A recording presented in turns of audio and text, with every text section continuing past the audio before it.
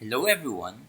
In today's video, I will show you how to connect Google Analytics to your WIX website so you can track your site's performance. Now start by signing up for Google Analytics if you haven't already.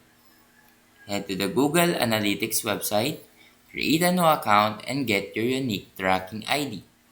Next, log on to your WIX account and navigate your site's dashboard. Click on Marketing and SEO, then select Analytics from the options. In the Analytics section, click on Connect Google Analytics, paste the tracking ID you copied earlier and save your changes. Now go back to your Google Analytics account and check for the status update that shows your Wix site is connected. It may take up to 24 hours for data to start showing. And there you go. That is how to connect Google Analytics to your Wix website.